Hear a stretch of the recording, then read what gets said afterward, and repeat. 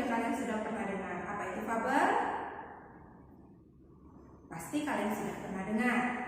Pernahkah kalian membaca ataupun menonton video yang di dalamnya berisi tentang cerita fabel?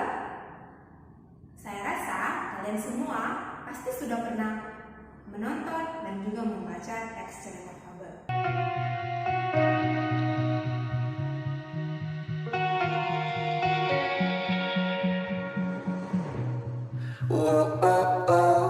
Saat ini, materi yang akan kita bahas dalam teks fabel terdiri dari 3 bagian. Yang pertama, definisi atau pengertian dari teks fabel. Yang kedua, ciri-ciri dari teks fabel. Dan yang ketiga adalah unsur-unsur dalam teks fabel. Kita akan mulai dari definisi atau pengertian dari teks fabel. Apakah kalian mengetahui apa definisi atau pengertian dari teks fabel? Ya, tepat sekali.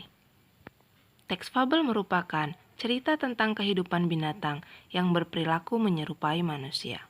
Artinya, dalam cerita ini, binatang seolah-olah memiliki tingkah laku seperti manusia.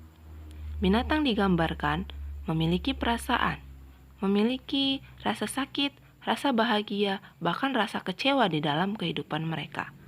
Itulah mengapa disebut fabel merupakan cerita tentang kehidupan binatang yang berperilaku menyerupai manusia. Apakah kalian mengetahui fabel disebut juga dengan apa?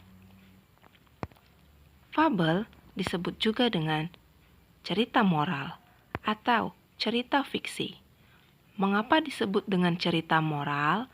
Karena di dalam cerita fabel mengandung pesan-pesan moral atau nilai-nilai kehidupan yang dapat dicontoh oleh manusia. Sedangkan disebut dengan cerita fiksi karena dalam cerita fabel bersifat tidak nyata. Kita akan masuk pada bagian yang kedua, yaitu ciri-ciri dari teks fabel. Ciri-ciri dari teks fabel terdiri dari beberapa bagian. Kita akan mulai dari yang pertama. Ciri-ciri dari teks fabel yang pertama adalah menggunakan tokoh hewan dalam penceritaannya. Tema dalam cerita fabel mengusung tentang hubungan sosial. Hewan yang dijadikan sebagai tokoh dapat berbicara dan berperilaku layaknya manusia, menunjukkan penggambaran moral. Ciri-ciri fabel yang berikutnya adalah penceritaannya pendek, menggunakan diksi dan kosakata yang mudah dipahami. Bahasa dalam fabel bersifat naratif, artinya penceritaan. Sudut pandang di dalam fabel menggunakan orang ketiga. Jalan cerita memakai alur maju. Dalam fabel, kita juga akan sering sekali menemukan setting di alam terbuka. Apa saja contoh setting di alam terbuka? Contohnya adalah hutan, sungai, perbukitan, dan pegunungan. Mengandung amanat atau pesan moral berharga untuk pembacanya. Demikianlah ciri-ciri dari teks fabel. Kita akan masuk pada bagian yang ketiga, yaitu unsur-unsur di dalam teks fabel. Unsur-unsur dalam teks fabel tidak jauh berbeda dari unsur-unsur yang ada di dalam cerita fiksi lainnya. Unsur-unsur dalam teks fabel yang pertama adalah tema, yang kedua adalah tokoh, yang ketiga adalah latar, yang keempat watak, yang kelima sudut pandang, yang keenam amanat, dan yang ketujuh adalah alur atau jalan cerita. Tema. Tema merupakan ide atau gagasan pokok dari sebuah cerita. Artinya, tema adalah ide yang mengusung munculnya cerita. Selanjutnya adalah tokoh.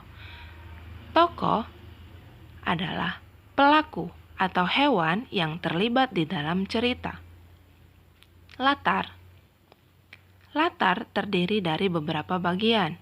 Ada latar tempat, ada latar waktu, dan ada latar suasana. Watak. Watak merupakan sifat atau karakter dari tokoh. Watak biasanya ada 3, antagonis, protagonis, dan tritagonis. Sudut pandang. Sudut pandang merupakan posisi pengarang di dalam cerita atau sering kita sebut dengan gaya penceritaan. Sedangkan amanat, kita semua pasti sudah mengetahuinya. Amanat berisi pesan moral yang terkandung di dalam cerita. Dan yang terakhir adalah alur atau jalan cerita. Biasanya di dalam teks fabel menggunakan alur maju. Baiklah, demikian penjelasan dari definisi teks fabel, ciri-ciri teks fabel, dan unsur-unsur dari teks fabel. Tetap semangat dan jangan lupa untuk terus belajar. Baiklah, demikianlah video pembelajaran tentang teks cerita fabel. Selamat menyaksikan. Terima kasih.